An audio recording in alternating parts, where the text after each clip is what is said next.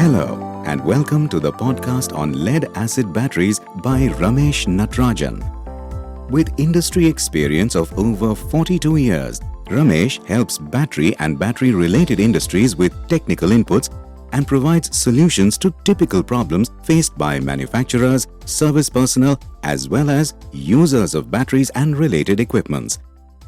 Hope you find this podcast useful to your business. Do visit www.rameshnatarajan.in to stay connected.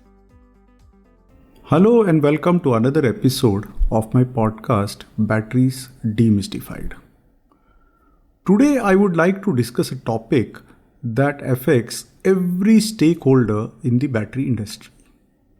Manufacturers, recyclers, policymakers, battery users, and ultimately the environment itself.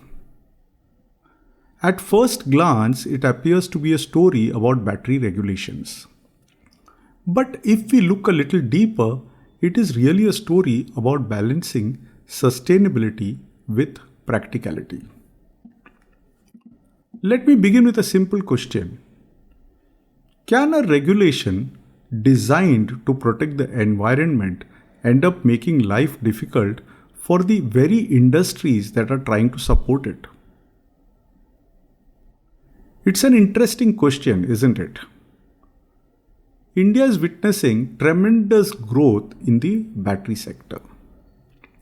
Lead-acid batteries continue to dominate applications such as automobiles, UPS systems, telecom, railways, solar backup, motive power, and industrial energy storage. At the same time, lithium-ion batteries are growing rapidly in electric vehicles, consumer electronics, and renewable energy storage. Both these battery technologies are essential. Both have a role to play. But when it comes to recycling, they differ significantly. The lead-acid battery has something to be proud of. For decades, it has been one of the world's finest examples of a circular economy. More than 95% of a lead-acid battery can be recycled. The lead recovered from an old battery is routinely used to manufacture a new one. Very few industries can claim such a remarkable recycling success. Why has this been possible? Because used lead-acid batteries have significant value. Dealers actively collect them. Consumers receive and exchange value. An efficient collection network has evolved over many decades. In many ways, the economics naturally support recycling. Now let's look at lithium-ion batteries. Their future is undoubtedly bright. However, the recycling ecosystem is still evolving.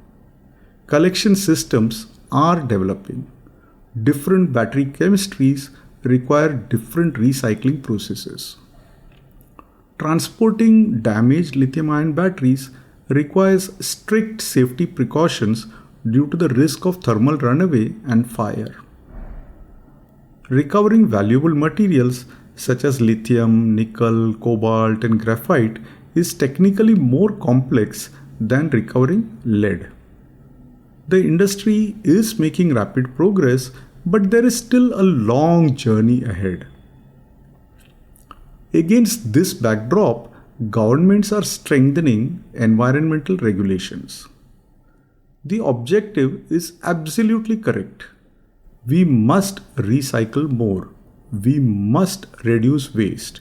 We must conserve natural resources. No one can disagree with these goals. However, there is another side to the story.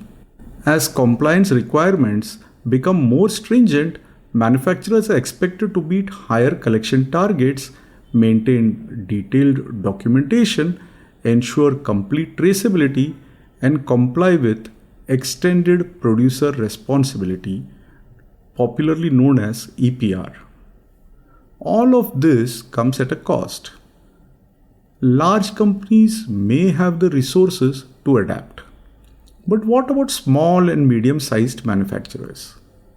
Can they absorb these additional costs as easily as the large manufacturers? There is another important issue. If compliant manufacturers invest heavily in meeting every regulatory requirement while non-compliant operators continue functioning outside the formal system, are we really creating a fair marketplace? This is a question worth thinking about. Good environmental policy is not simply about setting ambitious targets. It's about creating targets that are technically achievable, economically viable, and supported by adequate infrastructure. Authorized recyclers must be available, enforcement must be consistent. Only then can sustainability goals become long-term success stories. Otherwise, even well-intentioned regulations can produce unintended consequences. The lead-acid industry has already demonstrated what a mature recycling ecosystem looks like. Perhaps there are lessons here for the emerging lithium-ion recycling industry. Likewise, the rapid innovation taking place in lithium-ion recycling can inspire new efficiencies across the entire battery sector. This is not a competition between lead-acid and lithium-ion batteries. Both the technologies are important.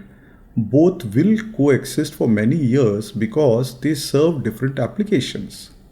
The real challenge is to ensure that regulations encourage innovation, improve recycling, protect the environment, and at the same time allow industries to remain competitive. That, in my opinion, is the true meaning of sustainable development. Before I conclude, let me leave you with a thought.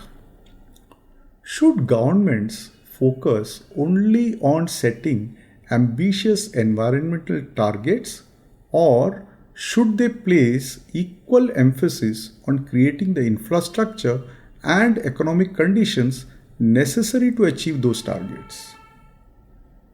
I would love to hear your thoughts. If you enjoyed today's episode, please share it with your colleagues and friends in the battery industry.